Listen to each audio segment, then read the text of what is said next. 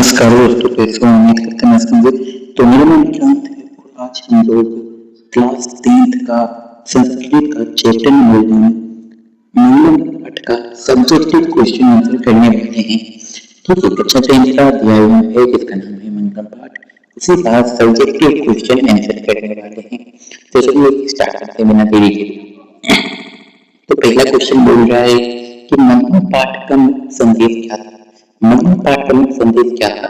तो लिखना शुरू करिएगा कि मंगलम पाठ का मुख्य उद्देश्य क्या था।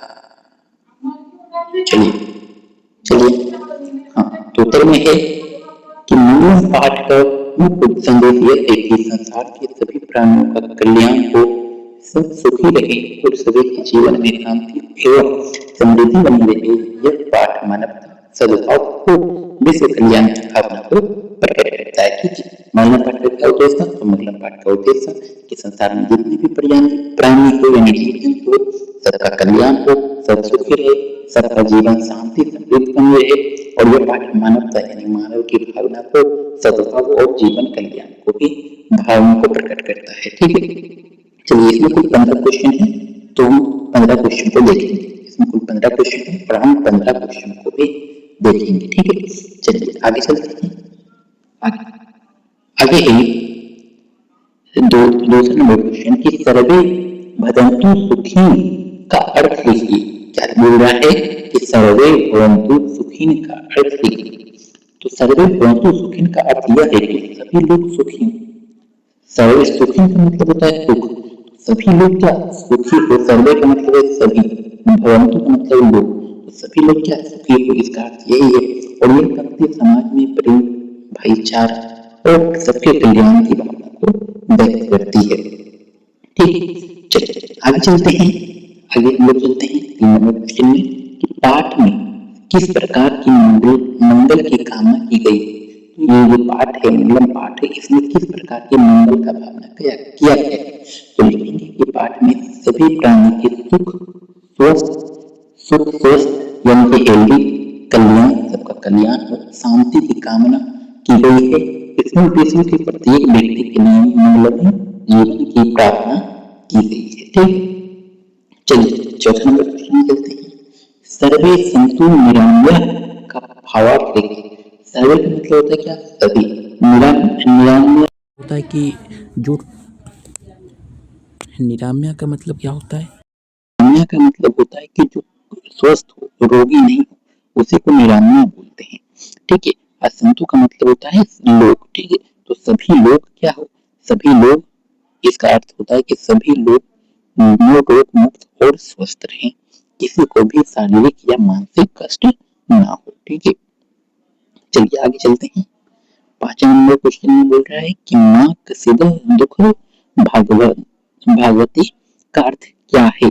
तो इसका अर्थ है कि कोई भी व्यक्ति दुख का भागी ना बने, कोई भी व्यक्ति दुख का भागी ना बने, सभी सुख रहे, सभी के जीवन में सुख और आनंद बना रहे, इसका यही मतलब है। ठीक है, चलिए इसको याद कर लीजिए, याद नहीं करना भी समझना है। ठीक है, चलिए मंगलम पाठ हमें क्या शिक्षा देती है, ये VVI क्वेश्चन है, इसे एग्जाम में पूछा जा सकता है, इसको देख लीजिएगा।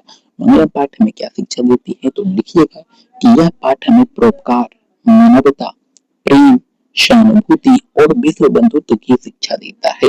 ये क्या शिक्षा देता है? तो ये परोपकार यानी दूसरों की मदद करना चाहिए, मानवता, मानव क्या चीज है, प्रेम, सभी से प्रेम करनी चाहिए, सहानुभूति, हमें गुस्सा नहीं करना चाहिए, विश्व बंधुत्व, हमें किसी भी प्राणी को कष्ट नहीं करना चाहिए, ये शिक्षा देता है। हमें केवल अपने लिए नहीं बल्कि सभी के सुख और कल्याण के लिए भी सोचना चाहिए। ठीक है, चलिए आगे चलते हैं 7वें नंबर क्वेश्चन में। 7वें नंबर क्वेश्चन में चलते हैं कि विश्व बंधुत्व से क्या अभिप्राय है।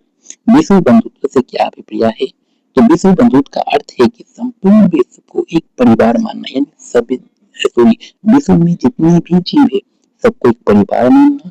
इसमें सभी मनुष्य के प्रति समान प्रेम और सम्मान की भावना होती है। इसमें क्या, सभी मनुष्य को समान प्रेम और सम्मान की भावना होती है। चलिए आगे चलते हैं 8 नंबर क्वेश्चन में कि सर्वे भद्राणि पश्यन्तु का अर्थ लिखिए। सर्वे भद्राणि पश्यन्तु का अर्थ लिखिए। तो अर्थ क्या है इसका? तो इसका अर्थ है कि सभी लोग सुख, शुभ और कल्याणकारी शुभ नहीं होगा, सुख होगा। ठीक है, शुभ और कल्याणकारी कार्यों को देखें तथा उनके जीवन में अच्छी घटनाएं घटित हो, यानी अच्छी घटना घटे, दुर्घटना ना हो। ठीक है, चलिए 9 नंबर क्वेश्चन में चलते हैं कि पाठ के अनुसार मनुष्य को कैसी भावना रखनी चाहिए। यानी जो मंगलम पाठ है ना, इसके अनुसार मनुष्य को कैसी भावना रखनी चाहिए।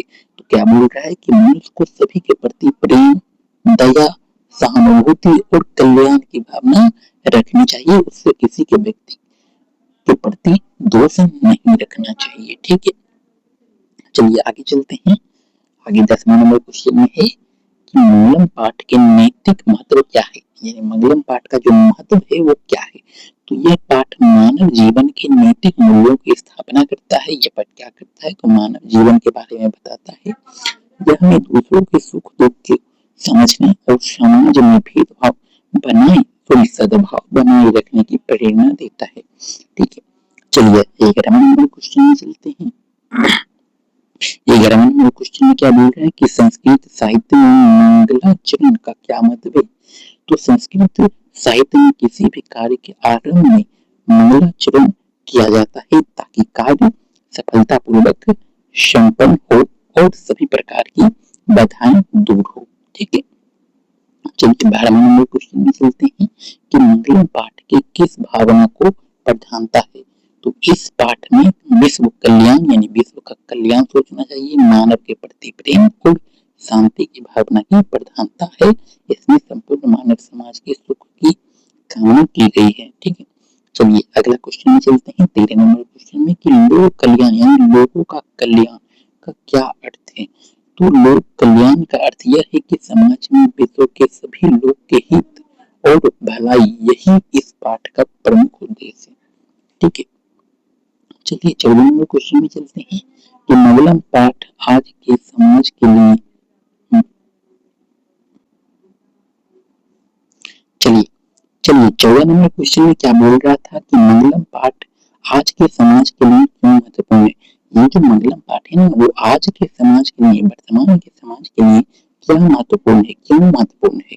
तो लिखिएगा मेरे साथ कि आज के समाज में बढ़ते तनाव, हिंसा यानी लड़ाई, स्वार्थ के बीच प्रेम, शांति और भाईचारे यानी एक दूसरे के साथ भाईचारा बनाकर रखना चाहिए का संदेश देता है।